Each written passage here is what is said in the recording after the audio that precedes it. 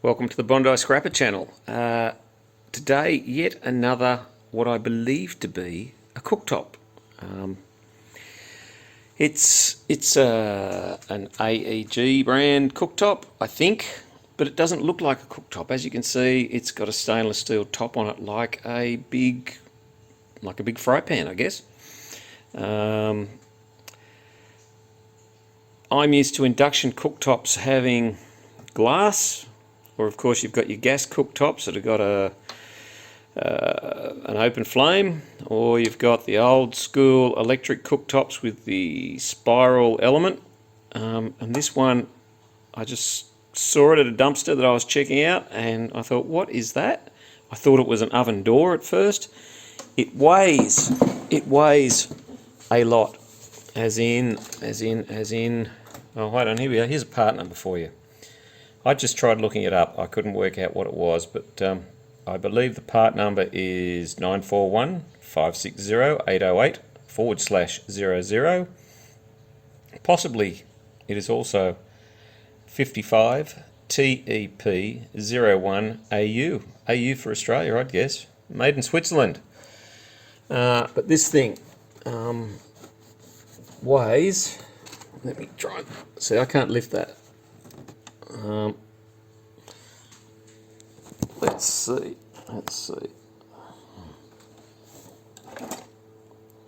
That's 15 kilos at least.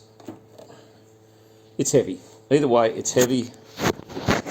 I think it's a cooktop because this bit here is where the power goes in. There we have it. It's just a basic connection. So yeah, I believe it's a cooktop. We've obviously got a fan outlet there, we've got a fan outlet there.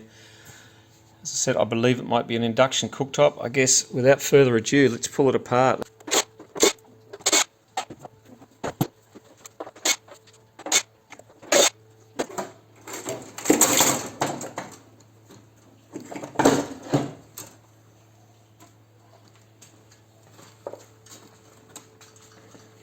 Well, that was easier than I expected. Let's have a bit more of a look and see what we've got.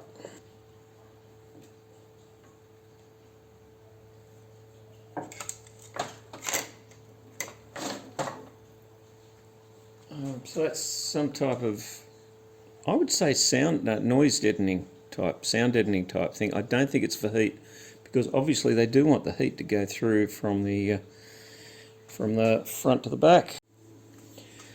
So yeah, as I kind of guessed, or half guessed, this is an induction cooktop. And yeah, if we pull that off, that's a very nice wad of copper. And what else we got in there?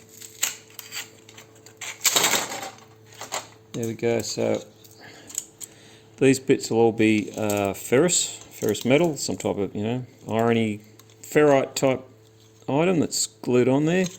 This backing plate should be aluminium.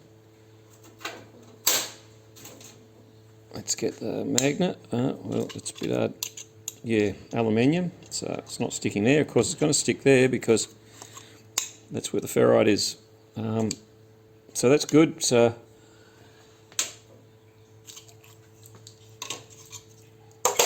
aluminium there.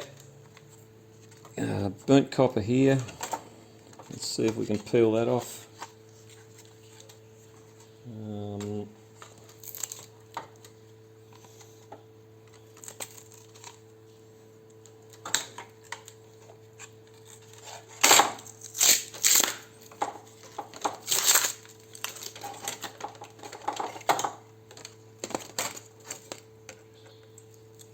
Snip that off there. Get rid of the cardboardy stuff. Because it's burnt copper, you can actually have a bit of rubbish sticking to it, so that's okay. You don't have to get too carried away in trying to clean it up. Traded in some burnt copper yesterday, $10.40 a kilo. This isn't going to yield huge results, but I guess there's a couple of 100 grams there. I'll get the scale. Yeah, there's about 140 grams there, so you're going to yield just over 500 grams of burnt copper. So there's, what, $5.20 at yesterday's rates. What else we got? So underneath the heating elements were all these sheets, and these are aluminium. So another nice chunk of aluminium. Just got to take these little clips off because they're all steel, and then under that, oh, let's get this one off if we can somehow. Oh, there we go. There we go. Underneath there we've got these fans that are obviously for cooling, because they poke straight out onto these extruded aluminium heat sinks, which have got all these electronic components on them that I'm not even going to guess what they do. I love calling them things like diodes and transistors and all that. I'm always wrong, everyone knows that.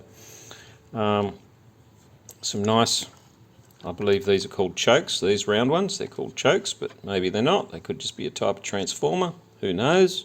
I don't. We've got some, oh, okay, wire connections there, more wire connections there. They're the ones, they're the wires that go off to the heating elements. And what else have we got? Let's see. Oh, here we go. There'll be another, that's a transformer just there. That'll have some wire in it. We can rip that off. Another little transformer there.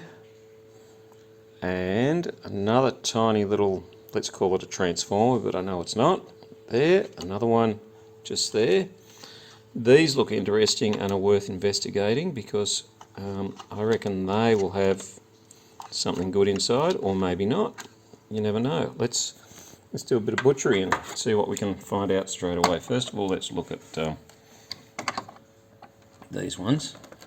Let's see if they kind of break with a bit of force, or whether they're full of resin. I reckon they're full of resin, so they can stay there. So I've done a bit more pulling apart. I did some investigation on these things, and they are basically, I'd call them resistors. They're probably not, but I'd call them resistors. They're potted, so really hard to get anything out of them. So you can leave well enough alone there. I couldn't find anything else on there that resembled good pickings in terms of copper recovery. These connectors here are all brass, so I'll snip them out. And these few here, yeah, it's not much, but it does add up, and they're not hard to get out usually. Just a quick twist. There's all the chokes, I was calling them. Someone will know what they're called. I'll probably just throw them straight in with transformers, because there's a reasonable amount of weight there and not a lot of copper. But this thing here, I pulled the other one of them apart, and that's the amount of copper you get out of that. It's nice and weighty, and there's near enough, I think it was like 47 grams of copper there. That's burnt copper, so that would give us, let's call it 50 grams. It's about 64 cents there, I guess, something like that. The current prices, does that make sense? 1040, half a 1040 is 520, and move the decimal point, 50 cents. There's 50 cents worth of copper there. All good. Getting back onto the circuit boards, well, we got the fans out. They just came out. There was a couple of screws at the back. So it's up to you what you do with them. I will probably prise them apart a little bit better and put them in with electric motors. And to get this lovely heatsink out of there, and also these, which I tend to just kind of crack into those with a pair of side cutters, and these are copper, so I put them in with well, dirty copper, burnt copper, number 2 copper. Number 2 is what it's called, number 2 copper. And the heat sinks have got 1, 2, 3 screws at the back, so I'll get those out in a minute. And then I've got to work out the top, because the top's an odd one. It's all spot welded together, more or less, and that bit there is stainless steel, that bit there's stainless steel. This bit here, which is about 4mm thick, and that is steel. It's an odd one. Well, how did we go? Well, we got the tub there full of various bits of chokes and transformers and stuff like that, and you can choose to strip or not to strip, but there's you know, there's probably $1 worth there or something like that. Got a little bit of low-grade insulated copper wire, and there's probably 20 cents worth there. Kind couple of electric motors, and there's probably 50 cents worth there, maybe, as tops. Tiny little bit of stainless steel, that's where the buttons were for the control panel. We've got our insulated, what am I talking about? Extruded Aluminium. There's a half a kilo there, so that's worth a couple of dollars at the moment. I think the price is about $3.90, something silly like that. Even if it's worth $1, you know, not too bad. Got just some general aluminium there, and I believe that's around about the $1.90 mark, and there's 300 grams there, so what does that give us? That gives us about 70 cents, I guess. And burnt copper, so the heating elements, and there was a couple of loosely insulated wires in there that I also stripped out very quickly. They didn't have to be cut or anything, they just pulled out of the insulation.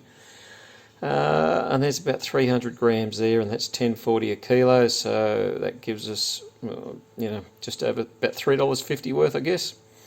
So there's a, you know, around about $10 here. There's a bit of pressing steel, 23 cents a kilo at the moment, so that's not too bad. The mystery one is the actual cooktop itself, or the top of the cooktop, and it's a combination of glass, stainless steel, and a big piece of mild steel on the back, which must be there as a, let's call it a big heat sink or a big heat retaining item. And yeah, it's this one I'm just going to have to take it in and say, hey, this is stainless steel with a bit of normal steel. Will you give me stainless breakage, I guess you'd call it, for it? Because you can't pull it apart. It's all bonded together, and we'll see what happens. But you know, I guess at best it's about 5 kilos, so it's worth $1 itself. Anyway, that's it for today for the Bondi Scrapper channel. I hope you enjoyed it. We hit 160 subscribers this week, more proof that this is the most unsuccessful YouTube channel that I've ever heard of. But it's fun. It's good fun pulling stuff to pieces, and it's good fun making videos, believe it or not. Yeah, anyway, thanks for watching. See you in the next video. Bye.